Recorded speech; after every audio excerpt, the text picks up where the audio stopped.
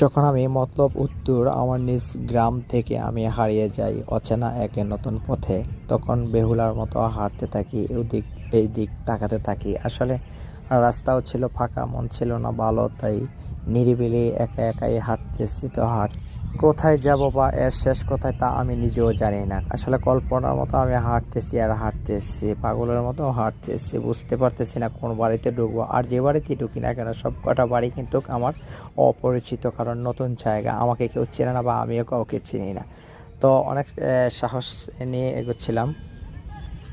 হঠাৎ তো সামনে দেখতেছি দুটা গাড়ি আটকে গেছে। তো সবাই গাড়ির ভিতরে যে লোকগুলো ছিল তারা আমার দিকে তাকিয়ে আছে। আসলে তারাও বুঝতে পারতেছে না যে আমি কে বা কোথা থেকে আসছি, আমার মাথা ঠিক আছে কিনা। আমি তো হাঁটতেছি হাঁটতেছি আমার ধান ধারে যেই বাড়িতে আমরা যাব, ওই বাড়ির ঠিকানা এই সঠিক আমাদের মনে নেই। তাই রাস্তার পথে হাঁটতেছি হাঁটতেছি আর আমরা এত বুইরা